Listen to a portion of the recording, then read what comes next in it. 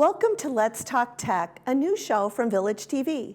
Thank you for joining us today as we discuss internet safety on social media such as Facebook, discuss thoughts on cutting the TV cable with a new smart TV, interview Chuck Holland, who is the Information Services Director for VMS, examine a few cool apps, and answer our question of the month. And now, Cheryl Stritch and I will chat about using the Dwelling Live app for gate access. Hey, Debbie. I can't believe it's pumpkin spice time of the year already. I know, I can't even believe it myself. So it's just going so fast. Oh, I know. Oh, hold on a second. I just got a text. Sure. I gotta go. I have to make a phone call. My son is coming in and I've got to call the gate, and I just hate doing it. It takes forever. Sometimes they don't answer the phone. Other times they just don't understand me. It's so hard to communicate with them. Well, did you know that the gates get over 200,000 calls every year for gate clearance? You need to use the app. App? What app? There's an app called Dwelling Live. You can get it right on your phone and you can just click on it and go, here, let me show you how. It's super easy. Just go to the App Store and download the Dwelling Live app.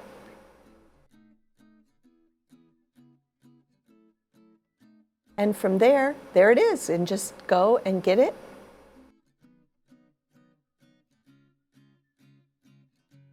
And once it's downloaded, you just click on the Dwelling Live app.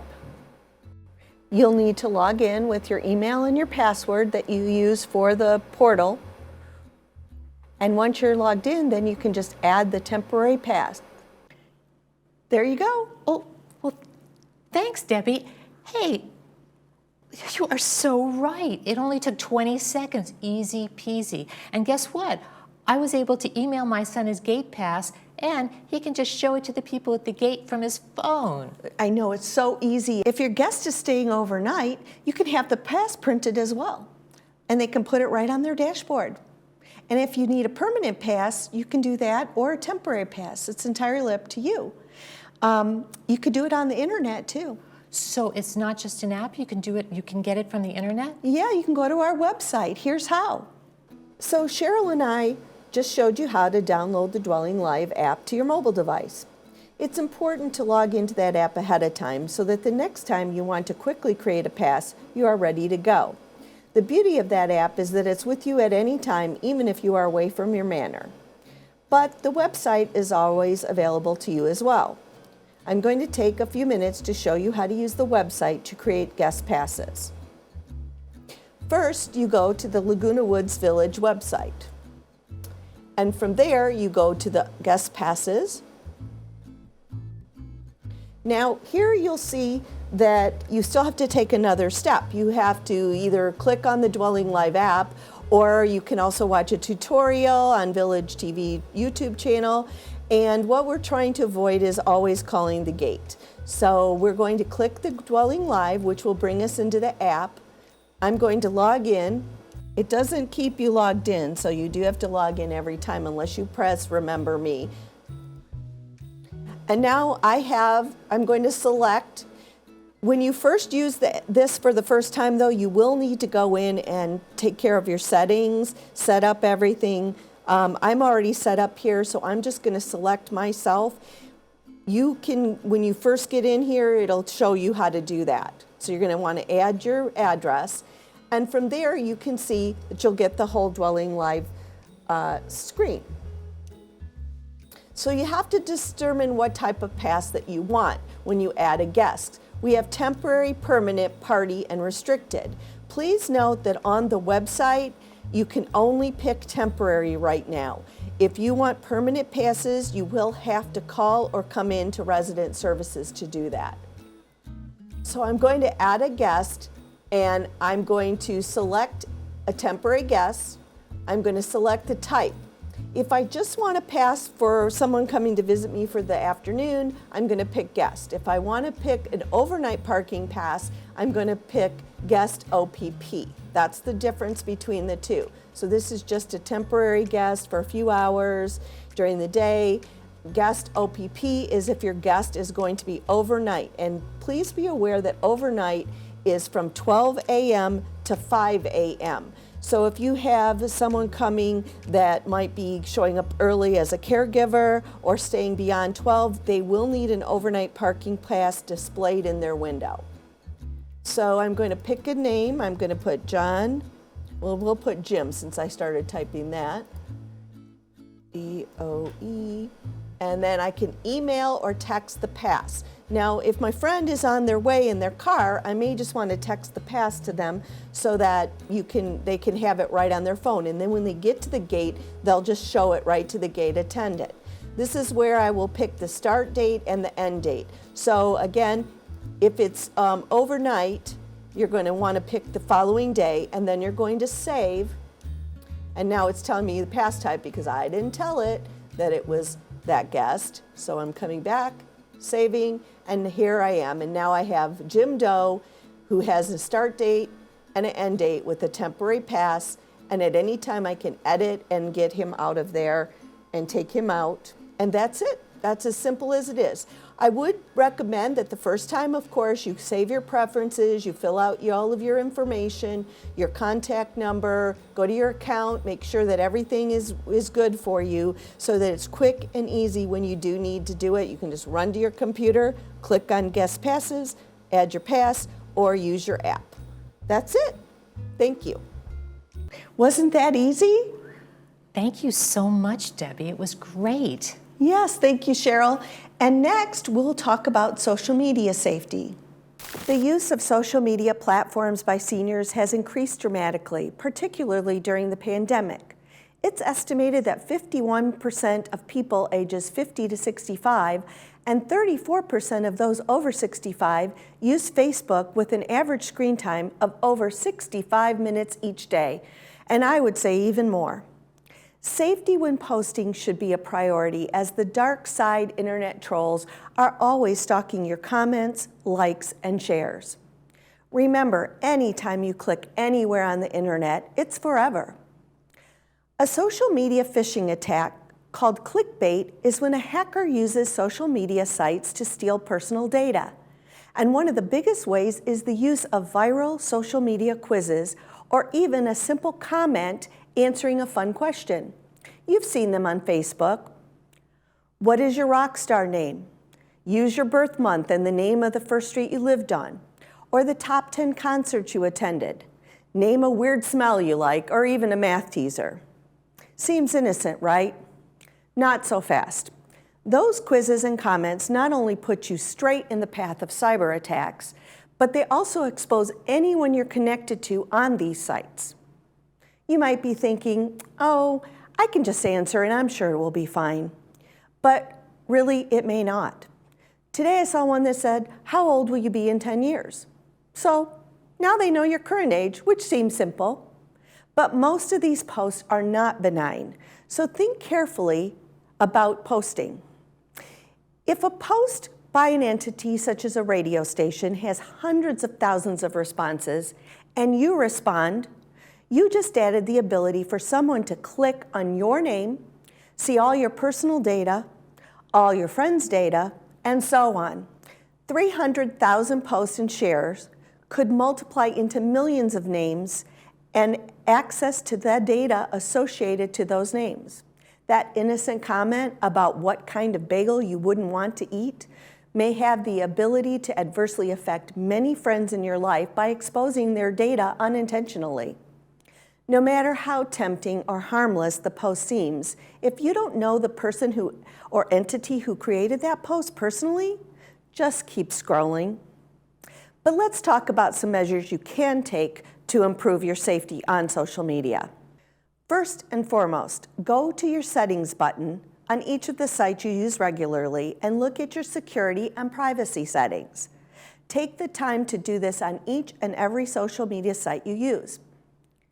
Create a very strong password with a combination of words or phrases, numbers, and special characters. Change it every 30 days. Yes, the more frequently you do this, the safer you will be. Consider using a passphrase, which is a combination of words and numbers that may mean something to you, but not to anyone else. For example, draw 321 Arizona, or lunch 225 TJ Maxx. Those are things that I might remember, but I won't use those passwords. Don't use the same passwords for everything. As difficult as this is, consider the alternative of getting hacked and how hard that would be if your identity is stolen. Use two-factor authentication. This is where you tell the website or application to confirm a change of password by using a secondary method, which adds an extra layer of security to your account to prevent someone from logging in, even if they have your password. Typically, this is done using a code texted to your mobile device or your email. This isn't foolproof either, but it is a very good step in the right direction. Social media is here to stay. Answering questions on posts where you don't know the actual person who may have posted that comment, or even clicking the like button can potentially cause harm, and a few seconds of fun is just not worth it. Stay tuned for our next segment where I'll chat with Chuck Holland, IT Director of Laguna Woods Village. Pacific Cremation Services offers you the ultimate freedom to become one with the salty breezes and brilliant sunset reflections. A scattering at sea is a unique, beautiful way to honor the life of anyone who chooses to be cremated. We help you plan the details and understand what to expect. Choose from our 3 simple plans and let us help you start the process of healing and life celebration. Contact us at pacificcremationservices.com to create a personalized service at sea today.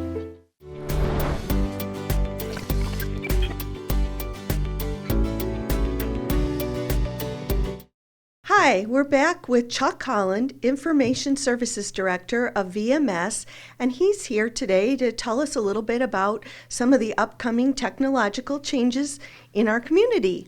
Hi, Chuck. Thank you for joining me. No, I really appreciate you having me. I'm looking forward to our segment today. Can you tell me a little bit about what is going on right now as we prepare for the future here? Well, right now what we're really focused on is like all companies are doing right now, is the digital transformation. We know because of last year, because of the pandemic and the way that businesses had to recreate themselves to be able to support workers from home. So we've really been focusing on that whole digital transformation experience, from taking a legacy company such as Laguna Woods Village and employees here on site to making sure those employees are just as effective working from home as they are here, i.e. electronically. Great. So can you tell me a little bit about what that might look like, as far as what the what we would look at to go forward with something like this? I mean, it seems like a very big undertaking. No, it truly is. We've never stopped innovating here. We're always constantly trying to reevaluate process, document processes, and make sure that we're always providing the best level of service at the most affordable cost that we can for our residents. First and foremost, let's talk about digital transformation. What is it? What does that really mean? And it's just briefly, it's digital transformation is the adoption of digital technology by companies such as ours to be able to improve our business processes, increase value for our customers, and be able to be innovative and competitive. Great, great. So from the perspective, I mean, for you, that's a really big job because we have a lot of employees here. So what would be some of the first steps, perhaps, that we might look at? Well, the first thing you're going to have to look at is you have to have a strategy. In order before you can execute a plan, you have to have a strategy. And our strategy is really just developing a plan of action, describing how our businesses must be strategically placed in the future to be able to provide the best level of services to the most residents. Laguna Woods Village is not the only choice in the homeowner association adult active space. We always want to stay competitive with our services we're providing, with the value that we're providing to the community, so we stay focused and competitive with other nearby communities.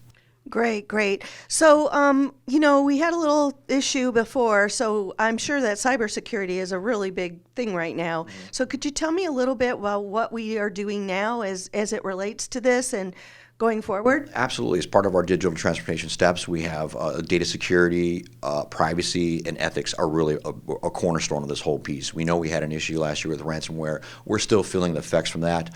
So part of our digital transformation steps, it will be identifying that data security that we need going forward.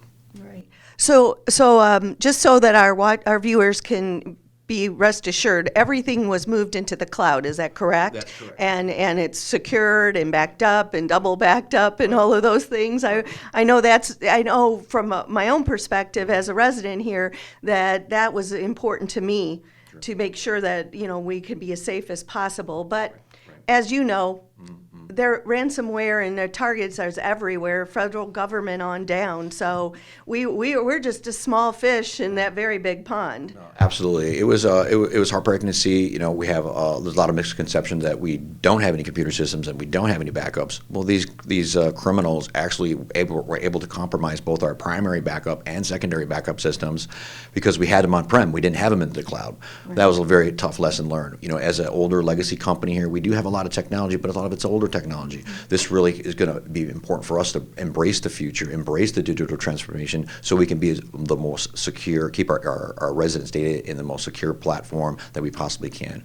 We've partnered up with both Amazon services as well as Microsoft. They're the two top-tier providers in the cloud computing space, and they're spending all of their time focusing on security where we don't. We don't have the kind of staff and expertise to stay ahead of the hackers, right? But Microsoft and AWS, we surely hope they do. Right, right. So is there anything that you'd like to close with? Anything you'd like to tell our residents about what they can expect, maybe short-term, long-term? Right. Well, the first thing about the digital transformation effort is it's all resident-centric focus. We want to be able to provide them with the best services both in person as well as online. We know we have an active community. The average age is 75. We know that we're going to continue to support the telephones. We're going to still support the walk-in activity, but we also want to try driving more and more activity online. So all services that you can do in resident services, we want you to be able to do it online at your convenience 24 hours a day, 7 days a week. And that's what we're driving for. Yeah, and that's going to be a real process, a paradigm shift in our community to go ahead and, do those types of things, because we do have a multi-generational community. We have, some of the newer residents have had technology in their lives already. Some of the residents who lived here a really long time haven't had technology. So going forward. All right, well, I really appreciate you taking the time today to talk about this, and I'm sure we'll revisit this going forward as we move along with these things. So thank you again. And when we return, we'll be discussing smart TVs and how they might change your viewing habits. Primary care is our first interaction with the healthcare system, but most people don't visit their physicians due to long lines, waiting periods, and moving from lab to lab. At Cure Medical, we bring healthcare straight to your doorstep. Our modern, upscale mobile clinics provide services such as prevention and wellness plans, annual exams, lab work, blood tests, and more. Give us a call today to learn more and schedule your next appointment. Cure Medical. Close to home, far from ordinary.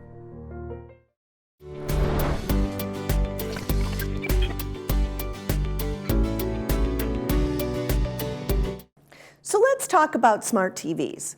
There are so many options for TV viewing today. Last month we spoke about what our TV options are here in the village. But today I'd like to discuss smart TVs in a little more depth and the advantages they bring to streaming services and TV viewing. So what is streaming? The word streaming used here is the method of delivery of the content to your TV. So right now, if you're watching me on TV 6, you're using your cable. If you're watching me on Village TV YouTube channel, you are streaming. Currently, a great quality smart TV might cost anywhere from $150 to $2,500 depending on size. A recent example at Costco was an 86-inch model for $2,500, which is like having a movie theater in your living room. One of the most common sizes, though, is about 55 to 65 inches, which is still a lot larger than our tiny TVs of yesteryear. So what makes a TV smart? This type of TV uses your home network, such as West Coast Internet, to provide streaming video and services on your screen, and includes a Wi-Fi module and an internet browser. So basically a technological convergence of computers, televisions, and digital media players. Imagine your cell phone, but a lot bigger. Smart TVs provide a wide variety of programming options, and even the ability to check your email on the screen or access common apps like Netflix or YouTube with their own button on the remote. Recent models include an option for Google TV and Amazon Alexa, which not only can take your voice commands to switch channels, but also turn off appliances, make a shopping list for you, and even unlock your front door. Next month, We'll talk more in depth about the various viewing packages for streaming, which may actually save you money. And coming up next, a couple of cool apps for seniors. Super Immunity, powered by Source, is the first of its kind water-soluble, vitamin-fortified drinkable supplement. These perfectly balanced liquid vitamins are delivered with 25 milligrams of hemp extract. What does that mean for you? It means 0 THC, no sugar, and no calories. Super Immunity is water-based, not oil, so your body gets the full effect of your vitamins and anti-inflammatory hemp without the compromise. Now you can stay active and do what you do best. Take your best shot, morning, afternoon, or night.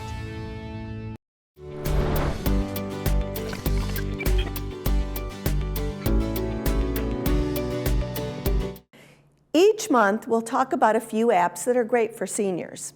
We already spoke about our own Dwelling Live app for gate access, but here are a few more that I just found. Elevate Brain Training, free and paid versions for iOS and Android. This is an app to exercise your brain, which has been proven to help keep those neurons firing. It uses math, memory, and word games to improve various skills such as reading comprehension, listening, speaking, and writing, and I definitely need the speaking. Tunity, for hearing impaired or for hearing enhancement. If you have a hearing aid, you may already have an app that came with it, but this is an option for anyone. We actually use this at the gym at the community center, but you can use it at home. Tunity allows you to stream audio from any live TV program. To connect, you simply scan the TV with the app's camera. The app then uses machine learning to quickly identify the channel you're watching and stream the synchronized audio directly to your headphones or speaker. This allows you to hear a muted TV through a headset connected to your phone, allowing you to listen without disturbing others. Hey Cheryl, why have your remote with you today? Because it's not working. What? What's happening? I can't, nothing happens. Nothing is working. Well, let me see that. Well, let me check the batteries. What batteries? Well, the batteries are right here in the back. You simply take this little door off. Oh. Oh. And there's 2 AA batteries. Just take them out. Be sure to recycle them properly. And then you put 2 new ones in. And then you just slip this little thing right back in, pop that in, and you're good to go. Most people, you'd be surprised, we get so many calls at broadband because people's remotes don't work, and it's only the batteries. Another thing is cleaning the front of the remote. It gets a lot of gunk and things in there. You can use a disinfectant wipe and just wipe it off and let it dry, and it should work just fine. Well, thank you so much. Oh, you're welcome. Thank you for joining us today and learning something new. Next month, we'll have an interview with Tom Nash of the Video Club on video technologies, explore some new apps, discuss how to discern facts from fiction when using the internet and conducting safer internet searches, more on video streaming packages, and don't forget to send in your questions for our question and answer segment. And remember, be kind online, make technology your friend, and embrace it. Thank you.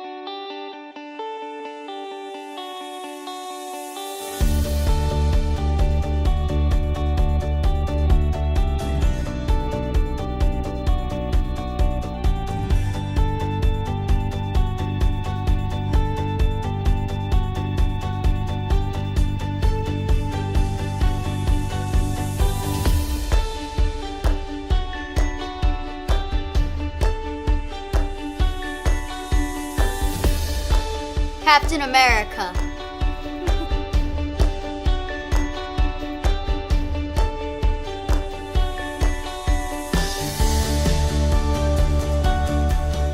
Watch HGTV.